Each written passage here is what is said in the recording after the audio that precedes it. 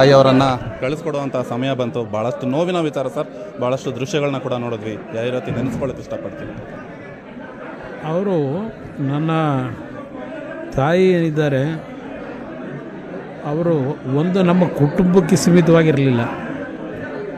ನಾಡಿನ ಹಲವಾರು ಧ್ವನಿ ಇಲ್ಲದೆ ಇರ್ತಕ್ಕಂಥ ಬಡ ಕುಟುಂಬಗಳಿಂದ ಅವರಿಂದ ನೆರವಿಗೆ ಬರ್ತಾ ಇದ್ದಂಥ ಪ್ರತಿಯೊಬ್ಬರನ್ನು ನನ್ನ ಕುಟುಂಬ ಅಂತಕ್ಕಂಥ ರೀತಿಯಲ್ಲಿ ಯಾವುದೇ ಒಂದು ಪ್ರಚಾರಕ್ಕೊಳಗಾಗದೆ ಅತ್ಯಂತ ಸರಳ ಜೀವನವನ್ನು ಮಾಡೋದ್ರ ಮುಖಾಂತರ ಅವರ ಒಂದು ಸಮಾಜಕ್ಕೆ ಕೊಡುಗೆ ಏನಿದೆ ಅವರು ಎಂದೂ ಸಹ ನಾನು ಪ್ರಚಾರಕ್ಕೆ ಮಾಡಬೇಕು ಅಂತೇಳಿ ಬಯಸಿದವರಲ್ಲ. ಅವರ ಪ್ರತಿನಿತ್ಯದ ಕಾರ್ಯಕ್ರಮ ಅವರು ಬಹುಶಃ ನಾನು ಹಳೆಯ ದಿನಗಳನ್ನು ನೆನೆಸ್ಕೋತೀನಿ. ಹೊಳೆನರಸೀಪುರದಲ್ಲಿ ನಮ್ಮ ಒಂದು ಬದುಕೇನಿತ್ತು ಆ ಸಂದರ್ಭದಲ್ಲಿ ನಾವು ಬೆಳೆದಂಥ ಒಂದು ಸಂಸ್ಕೃತಿ ಏನಿದೆ ಆ ಸಂಸ್ಕೃತಿ ನಮ್ಮನ್ನು ಇವತ್ತು ಒಳ್ಳೆಯ ದಾರಿಯಲ್ಲಿ ಹೋಗ್ತಕ್ಕಂಥದ್ದಕ್ಕೆ ಏನೋ ಒಂದು ಆ ವಾತಾವರಣ ನಮ್ಮ ಒಂದು ಹೃದಯದಲ್ಲಿ ಬಡವರ ಬಗ್ಗೆ ಮತ್ತು ದೇಶದ ಬಗ್ಗೆ ಚಿಂತನೆ ಮಾಡ್ತಕ್ಕಂಥ ಒಂದು ನಡವಳಿಕೆಯನ್ನು ನಾವು ಕಲ್ತಿದ್ರೆ ಅದು ಸಂಪೂರ್ಣ ನನ್ನ ತಾಯಿಗೆ ದೊರಕ್ತದೆ. ಅವರಿಂದ ಹಲವಾರು ಕುಟುಂಬಗಳು ಬದುಕಿದ್ದಾವೆ. ಎಂದೂ ಸಹ ಯಾರನ್ನು ಒಂದು ಗಡಸಾದ ಮಾತುಗಳಿಂದ ಯಾರಿಗೂ ನೋವು ಕೊಟ್ಟಂಥವರಲ್ಲ. ನನಗೆ ಹಲವಾರು ರೀತಿಯ ಅನುಭವಗಳಿದೆ.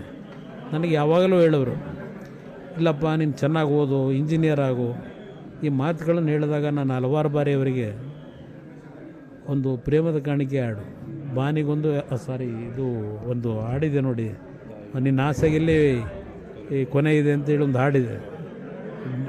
ಆ ಹಾಡನ್ನು ನಾನು ಅವ್ರಿಗೆ ಹೇಳಿ ಒಂದು ರೀತಿಯಲ್ಲಿ ತಮಾಷೆ ಮಾಡುವೆ.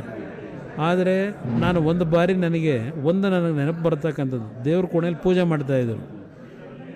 ಆ ಸಂದರ್ಭದಲ್ಲಿ ನನಗೆ ಯಾರೋ ನಮ್ಮ ಹಿತೈಷಿಗಳು ನಿಮ್ಮ ಜಾತಕ ಬರೆಸಿದ್ದೇವೆ, ನೀವು ಮುಖ್ಯಮಂತ್ರಿಗಳಾಗ್ತಕ್ಕಂಥ ಯೋಗ ಇದೆ ಅಂತೇಳಿ 1994-95ರಲ್ಲಿ ಹೇಳಿದಂಥದ್ದೇನಿದೆ. ನಮ್ಮ ತಾಯಿ ಪೂಜಾ ರೂಮ್ನಲ್ಲಿದ್ದಾಗ ನಾನು ಹೋದೆ, ಅವ್ರ ಹತ್ರ ಪೂಜೆ ಮಾಡ್ತಾಯಿದ್ರು. ನೋಡಿ ಇಲ್ಲಿ ಯಾರೋ ಹುಚ್ಚ ನಾನು ಮುಂದಿನ ಮುಖ್ಯಮಂತ್ರಿ ಆಗ್ತೀನಿ ಅಂತ ಹೇಳ್ತಾ ಇದ್ದಾನೆ, ಬಹುಶಃ ನಾನು ಮುಖ್ಯಮಂತ್ರಿ ಆಗ್ಬೋದು ಅಂತಕ್ಕಂಥದ್ದು ಏನೋ ಒಂಥರ ನನಗೆ ವಿಶ್ವಾಸ ಮೂಡ್ತಿದೆ ಅಂದೆ. ಇಂಥದ್ದೆಲ್ಲ ಆಸೆ ಇಟ್ಕೋಬೇಡಪ್ಪ, ನಮಗೆ ಯಾಕೆ ಅವೆಲ್ಲ, ಅವ್ರು ಯಾರೋ ಹೇಳಿರ್ತಾರೆ ಅದನ್ನು ಆಸೆ ಇಟ್ಕೊಂಡು ನಾನು ಏನೋ ಆಗ್ತೀನಿ ಅಂತಕ್ಕಂಥದ್ದೆಲ್ಲ, ಶ್ರಮ ಪಡು, ಒಳ್ಳೆಯ ರೀತಿಯಲ್ಲಿ ಹೋಗುವಂತಕ್ಕಂಥದ್ದೇನು ಹೇಳ್ತಾಯಿದ್ರು. ನನಗೂ ಅವ್ರಿಗೂ ಭಾಳ ಆತ್ಮೀಯತೆ ಇತ್ತು. ಅಷ್ಟೇ ಎಲ್ಲ ಆತ್ಮೀಯತೆ ಇದ್ದರೂ ಎಲ್ಲ ಮಕ್ಕಳು ಅವರಿಗೆ ಒಂದು ರೀತಿ ಎಲ್ಲರೂ ಒಂದೇ ಪ್ರೀತಿಯಿಂದ ಕಾಣ್ತಾ ಇದ್ದಂಥವ್ರು ಕುಟುಂಬ ಸರ್. ನೀವಷ್ಟೇ ಅಲ್ಲ, ಮೊಮ್ಮಕ್ಕಳು, ಮರಿ ಮಕ್ಕಳು, ಈ ರೀತಿ ತುಂಬ ಕುಟುಂಬ. ಬಹುಶಃ ಅಪರೂಪ ಅದು. 4 ಜನರೇಷನ್ ಮಕ್ಕಳುಗಳನ್ನು ನೋಡ್ತಕ್ಕಂಥದ್ದು ಭಾಳ ಅಪರೂಪ ಅದು ನಮ್ಮ ತಂದೆ ತಾಯಿ ಇಬ್ಬರು ಅದನ್ನೇನು ಕಂಡಿದ್ದಾರೆ. ಬಹುಶಃ ಇವತ್ತು ಮರಿ ಮಕ್ಕಳನ್ನೂ ಸಹ ಇವತ್ತು ನೋಡ್ತಾಯಿದ್ರು, ಆಟ ಆಡಿದ್ದಾರೆ. ಮರಿ ಮಕ್ಕಳುಗಳು 5-6 ಜನ ಇದ್ದಾರೆ. ಇವತ್ತು ಆ ರೀತಿಯ ಒಂದು ಬದುಕು ಬಹುಶಃ ಅಪರೂಪದ ಕುಟುಂಬಗಳು ಅದು. ಇವತ್ತು ಒಂದು ಸಾಮಾನ್ಯ ಕುಟುಂಬದಿಂದ ಬಂದು ಲಕ್ಷಾಂತರ ಕುಟುಂಬಗಳಿಗೆ ಬದುಕಿಗೆ ದಾರಿ ಮಾಡಿಕೊಟ್ಟಂಥವ್ರು ನನ್ನ ತಾಯಿ. ಅವರು ಯಾರೇ ಬಂದರೂ ಊಟ ಮಾಡು, ಕಾಫಿ ತಗೋಪ್ಪ, ಊಟ ಮಾಡಿದೆಯೋ ಇಲ್ವಪ್ಪ ಅಂತಕ್ಕಂಥದ್ದನ್ನು ಅವ್ರ ಜೀವನದಲ್ಲೇ ಪ್ರತಿನಿತ್ಯ ನಡ್ಕೊಂಬಂದಂಥದ್ದು. ಅಷ್ಟೇ ಅಲ್ಲ, ನಮ್ಮ ತಂದೆಯವರು ರಾಜಕಾರಣಕ್ಕೆ ಬಂದಾಗ ಕೊನೆಯ ಬಸ್ಸು ರಾತ್ರಿ 10 ಗಂಟೆ 11 ಗಂಟೆಗೇನು ಹೋಗ್ತಾಯಿತ್ತು. ಯಾರಾದರೂ ಹಸಿದು ಬಂದರೆ ಅವರು ನನ್ನ ಮನೆ ಹತ್ರ ಬಂದಾಗ ಹಸಿದಿರಬಾರ್ದು ಅಂತ ಹೇಳಿ ಊಟ ರೆಡಿ ಇಟ್ಟಿರ್ತಿದ್ರು. ಅವ್ರು ಯಾರಾದರೂ 10 ಗಂಟೆವರೆಗೆ ಒಳಗೆ ಬಂದಂತರ ಊಟ ಏನು ಬಡಿಸ್ತಾಯಿದ್ರು, 10 ಗಂಟೆ ನಂತರ ಬಂದ್ರೂ ಅವ್ರು ಊಟ ಬಡಿಸಿ ಇವರು ಪುರಿನೋ ಏನಾದರೂ ಒಂದು ತಿಂದು ಇಲ್ಲ ನೀರು ಕುಡಿದು ಮಲಗ್ತಾಯಿದ್ರು.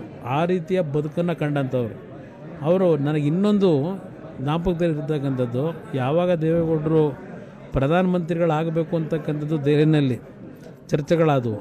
ಆಗ ನಮ್ಮ ತಾಯಿಯವರು ಒಂದು ಮಾತು ಹೇಳಿದ್ರು, ನಮಗೆ ಅದರ ಅವಶ್ಯಕತೆ ಇಲ್ಲ, ಬೇಡ, ನಮ್ಮ ರಾಜ್ಯದಲ್ಲಿ ನೀವು ಇರೋದು ಒಳ್ಳೆಯದು, ಹೋಗಬೇಡಿ ಅಂತಕ್ಕಂಥದ್ದನ್ನು ಹೇಳಿದ್ದು. ಅಷ್ಟೇ ಅಲ್ಲ, ಹಲವಾರು ಶಾಸಕರನ್ನ ಕರೆದು, ಯಾಕ್ರಪ್ಪ ನೀವು ದೆಹಲಿಗೆ ಕಳಿಸ್ತೀರಿ, ಬೇಡ, ನೀವೆಲ್ಲ ಹಠ ಮಾಡಿ ಅಂತಕ್ಕಂಥದ್ದನ್ನು ಹೇಳಿದಂಥದ್ದು ಇವತ್ತು ನಮ್ಮನ್ನು ಕಣ್ಣೆದುರಿಗೆ ನಡೆದಂಥ ಘಟನೆಗಳಿದೆ.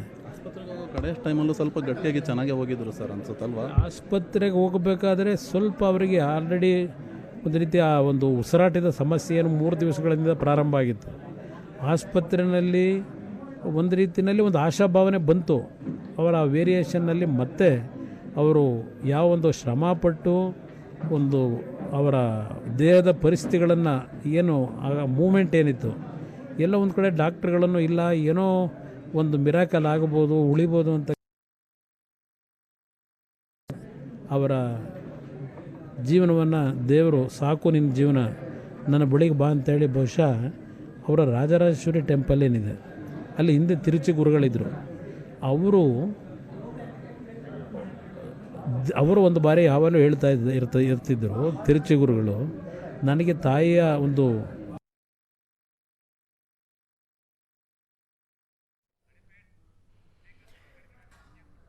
ಕುಮಾರಸ್ವಾಮಿಯವರು ತಾಯಿಯ ಜೊತೆಗಿನ ಬಾಂಧವ್ಯವನ್ನು ನೆನಪಿಸ್ಕೊಳ್ತಾ ಮಾತನಾಡ್ತಾ ಇದ್ರು. ತಾಯಿಯವರು ಕಲಿಸಿದಂತಹ ಪಾಠ ನಮ್ಮನ್ನು ಇಲ್ಲಿಯವರೆಗೂ ಕರೆದುಕೊಂಡು ಬಂದಿದೆ ಅನ್ನೋದನ್ನು ಸ್ಮರಿಸ್ತಾ ಇದ್ರು. ಚೆನ್ನಮ್ಮ ಅವರ ಪಾರ್ಥಿವದ ಅಂತಿಮ ಯಾತ್ರೆ ಸಾಗ್ತಾ ಇದೆ. ಪದ್ಮನಾಭನಗರದಿಂದ ಹೊಳೆನರಸೀಪುರದತ್ತ ಪಾರ್ಥಿವದ ವಾಹನದಲ್ಲೇ ಗೌಡರ ಕುಟುಂಬ ಹಾಸನಕ್ಕೆ ತೆರಳಿದೆ. ಅವರು ಇಂಥ ಸುದೀರ್ಘವಂತ ಬದುಕು, ಅದರ ಜೊತೆಗೆ ಸುದೀರ್ಘವಾದಂಥ ಬದುಕಿನ ಜೊತೆಗೆ ಅವರು ಜನ್ಮ ಕೊಟ್ಟಂಥ ನಾವುಗಳು ಒಂದು ಉತ್ತಮವಾದಂಥ ರೀತಿಯಲ್ಲಿ ಜನಸೇವೆ ಮಾಡ್ತಕ್ಕಂಥದ್ದನ್ನು ಏನು ನೋಡ್ತಾ ಇದ್ರು. ನನಗಂತೂ ಯಾವಾಗಲೂ ಹೇಳೋರು, ನೋಡಪ್ಪ ಒಳ್ಳೆ ಹೆಸರು ತಾಯಿಯಿಂದ ಕಲ್ತಂಥ ಯಾವುದಾದ್ರೂ ಒಂದೆರಡು ಗುಣಗಳು ಹೇಳೋದಾದರೆ ಸರ್? ನನಗೆ ಅವರು ಒಂದೇ ಮಾತು, ಒಳ್ಳೇದು ಮಾಡಪ್ಪ, ಈ ಕುಟುಂಬದ ಹೆಸರು ಉಳಿಸುವಂತಕ್ಕಂಥದ್ದನ್ನು ಹೇಳೋರು ಯಾವಾಗಲೂ. ಆಮೇಲೆ ಪ್ರತಿಯೊಂದು ಸಂದರ್ಭದಲ್ಲೂ ಬಡವರ ಬಗ್ಗೆ ಚಿಂತನೆ ಮಾಡು, ನಿನಗೆ ಭಗವಂತ ಒಳ್ಳೇದು ಮಾಡಲಿ, ಆರೋಗ್ಯ ಸರಿಯಾಗಿಟ್ಕ ಅನ್ನೋದು. ಆರೋಗ್ಯ ಸರಿಯಾಗಿಟ್ಕ ಅಂತಕ್ಕಂಥದ್ದು ಭಾಳ ಆತಂಕಕ್ಕೊಳಗೆ ಭಾಳ ನನ್ನ ಬಗ್ಗೆ ನಿನ್ನ ಆರೋಗ್ಯ ಚೆನ್ನಾಗಿದ್ದರೆ ಸಾವಿರಾರು ಜನಕ್ಕೆ ಅನುಕೂಲ ಆಗುತ್ತಪ್ಪ ಅಂತಕ್ಕಂಥ ಮಾತನ್ನು ಹೇಳೋರು. ಅದು ಇವತ್ತು ನನ್ನ ಹೃದಯ. ನಿಮಗೂ ನಿಮ್ಮ ಕುಟುಂಬಕ್ಕೂ ಅದು ದುಃಖ ಭರಿಸೋ ಶಕ್ತಿಯನ್ನು ದೇವರು ಕೊಡಲಿ ಅಂತ ನಾವು ಕೂಡ ಆಶಿಸ್ತೀವಿ. Thank you sir. ಇದಿಷ್ಟು ಕುಮಾರಸ್ವಾಮಿ ಅವರ ಮಾತುಗಳು. ಕ್ಯಾಮ್ರಾ ಪರ್ಸನ್ ಸತೀಶ್ ಜೊತೆ ಸುರೇಶ್, ಏಷ್ಯಾನೆಟ್ ಸುವರ್ಣ ನ್ಯೂಸ್, ಬೆಂಗಳೂರು.